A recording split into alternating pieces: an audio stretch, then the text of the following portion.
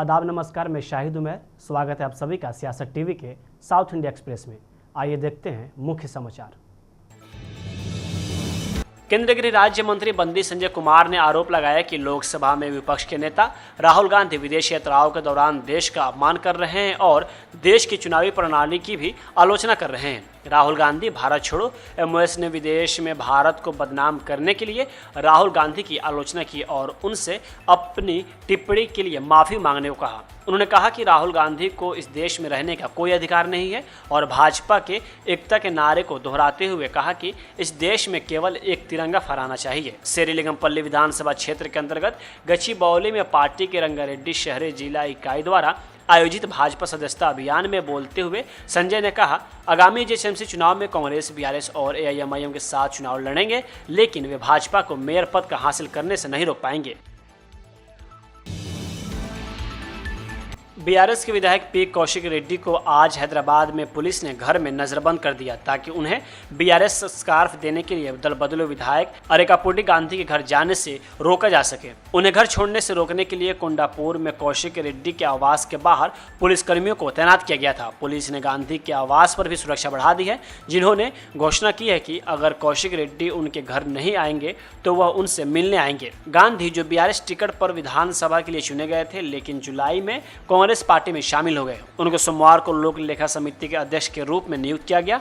यह पद आमतौर पर विपक्षी सदस्यों को दिया जाता है। बीआरएस ने एक दल बदलू विधायक को पीएससी अध्यक्ष के रूप में नियुक्त करने के लिए सत्तारूढ़ कांग्रेस पार्टी की आलोचना की और 9 अन्य दल बदलुओं को अयोग्य घोषित करने के साथ साथ उनकी अयोग्यता की मांग की, लेकिन गांधी ने दावा किया कि वो अभी भी विपक्ष में है। बीआरएस नेताओं ने आरोप लगाया कि गांधी अयोग्यता से बचने की कोशिश कर रहे थे क्योंकि उन्होंने अयोग्यता याचिकाओं पर उच्च न्यायालय के निर्देश के बाद दल बदलुओं को अयोग्य घोषित कराने के अपने प्रयास तेज कर दिए थे। मुख्यमंत्री ए रेवंत रेड्डी ने यह स्पष्ट करते हुए कहा कि वे राज्य की भूमि पर अतिक्रमण करने वालों को जेल भेजने में संकोच नहीं करेंगे। दोहराया कि सरकार जलाशयों और नालों के पूर्ण टैंक स्तर और बफर जोन के भीतर सभी अवैध निर्माणों को हटा देगी। कुछ लोग हाइड्रा पर गैर जिम्मेदाराना टिप्पणी कर रहे हैं। तालाबों, झीलों और नहरों के अतिक्रमण के कारण बाढ़ आ रही है। गरीब लोग ऐसे प्राकृतिक आपदाओं का शिकार हो रहे हैं। अमीर लोगों ने गांधीपेट और हिमायतनगर में फार्म हाउस बनाए हैं और सीवेज को झीलों में बहा दिया है। वे यहां आरवीआर तेलंगाना पुलिस अकादमी में सब इंस्पेक्टर कैडरों की पासिंग आउट परेड में भाग लेने के बाद सभा को संबोधित कर रहे थे। मुख्यमंत्री ने जलाशयों पर अवैध कब्जा करने वालों से स्वेच्छा से अपने अवैध निर्माणों को खाली करने और ध्वस्त करने की अपील की। मुख्यमंत्री ने कहा, अगर वे नहीं झुकेंगे तो सरकार जलाशयों पर सभी अवैध संरचनाओं को ध्वस्त करने के में संकोच नहीं करेगी। उन्होंने कहा कि हालांकि कुछ अतिक्रमणकारियों को अदालतों से अस्थायी राहत मिल सकती है, लेकिन सरकार नरम नहीं पड़ेगी और स्टे ऑर्डर को खाली करवाने तथा अतिक्रमण हटाने के लिए अदालतों का दरवाजा खटखटाएगी। भाजपा के पूर्व तेलंगाना अध्यक्ष और केंद्रीय गृह राज्य मंत्री बंदी संजय कुमार ने कहा कि भाजपा मेयर पद सहित आगामी जीएचएमसी चुनाव जीतने के लिए तैयार है और यह अगले विधानसभा चुनाव का अग्रदूत होगा। उन्होंने दावा किया कि लोगों ने बीआरएस को खारिज कर दिया है और कांग्रेस सरकार के खिलाफ पहले से ही काफी नाराजगी है। अगले चुनाव के लिए कांग्रेस पार्टी, बीआरएस और मजलिस पार्टी के एक साथ आने की पूरी संभावना है, लेकिन फिर भी बीजेपी जीतेगी। रंगारेड्डी जिले में सदस्यता अभियान के शुभारंभ पर पार्टीजनों को संबोधित करते हुए करीमनगर के सांसद ने कहा कि मुख्यमंत्री ए रेवंत रेड्डी ने पूर्व मुख्यमंत्री के चंद्रशेखर राव के खिलाफ विभिन्न कृत्यों के लिए जेल भेजने सहित कार्रवाई करने की धमकी दी थी, लेकिन दिल्ली में कांग्रेस नेताओं के साथ उनके संबंधों के कारण उन्हें पीछे हटने के लिए मजबूर होना पड़ा। उन्होंने कहा कि अगर भाजपा सत्ता में आती ही तो निश्चित रूप से केसीआर और परिवार के खिलाफ दंडात्मक कार्रवाई करती और सवाल किया कि जब राज्य में हाल ही में भारी बारिश के दौरान बड़ी संख्या में लोग प्रभावित हुए हैं तब भी केसीआर चुप क्यों है। उन्होंने कहा, लोगों ने केसीआर के लिए नो एंट्री बोर्ड लगा दिया है और दोबारा प्रवेश की कोई भी उम्मीद एक सपना बनकर रह जाएगी। वाईएसआरसीपी अध्यक्ष वाईएस जगनमोहन रेड्डी ने विजयवाड़ा के प्रकाशम बैराज में नाव दुर्घटना को लेकर सत्तारूढ़ टीडीपी पर षड्यंत्र रचने का आरोप लगाया।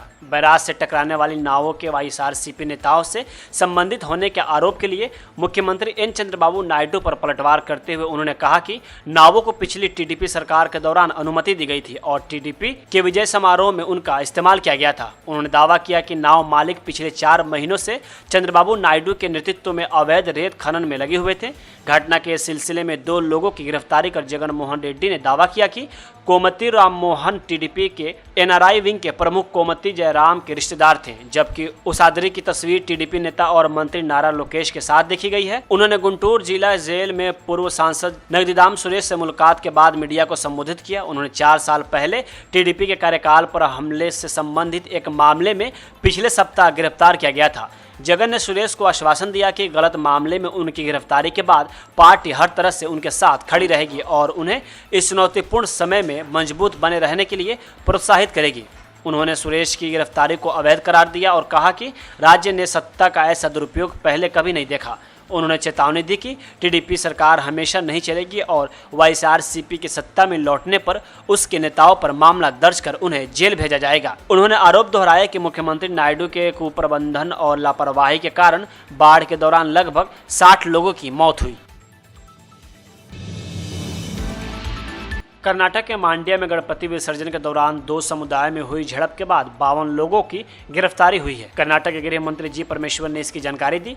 बताया गया है कि गणेश विसर्जन के जुलूस के दौरान हुई हिंसा में दोनों समुदाय की तरफ से एक दूसरे पर पथराव किया गया और पेट्रोल बम भी फेंके गए। कर्नाटक के गृह मंत्री जी परमेश्वर ने बताया कि हिंसा के बाद इलाके में 48 घंटे का कर्फ्यू लगाया गया था और अब स्थिति काबू में है। बेंगलुरु में मीडिया से बातचीत करते हुए उन्होंने कहा कि सूचना मिलते ही पुलिस मौके पर पहुंची और स्थिति पर काबू पाया। 52 लोगों को गिरफ्तार करके इलाके में अतिरिक्त सुरक्षा व्यवस्था की गई है। अधिकारियों ने बताया कि बुधवार देर रात नागमंगला कस्बे में तनाव की स्थिति देखी गई, जहां 2 पुलिसकर्मियों समेत कुछ लोग पथराव में मामूली रूप से घायल हो गए। हालांकि स्थिति पर काबू पा लिया गया है और अतिरिक्त सुरक्षा बलों को तैनात किया गया है।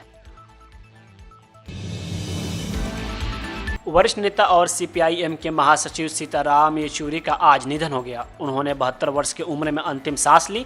वे लंबे समय से बीमार चल रहे थे। उन्हें पिछले दिनों एम्स में भर्ती किया गया था। 72 वर्षीय भाकपा नेता सीताराम येचुरी को पहले 19 अगस्त को एम्स में भर्ती कराया गया था। बाद में उन्हें आईसीयू में ले जाया गया था, तभी से उनका इलाज चल रहा है। आज उनकी तबीयत एक बार फिर बिगड़ गई। सीताराम सीपीआईएम के महासचिव और पार्टी के संसदीय समूह के नेता हैं। उनका जन्म 12 अगस्त 1952 को चेन्नई में एक तेलुगु भाषी ब्राह्मण परिवार में हुआ था। उन्हें 2016 में राज्यसभा में सर्वश्रेष्ठ सांसद पुरस्कार से सम्मानित किया गया था। इमरजेंसी के दौरान जेएनयू में रहते हुए उन्हें गिरफ्तार किया गया था। इसके बाद वह लगातार 3 बार जेएनयू छात्र संघ के अध्यक्ष चुने गए। 1984 में उनको सीपीआईएम की केंद्रीय समिति में शामिल किया गया था। 2015 में उनको पार्टी का महासचिव चुना गया।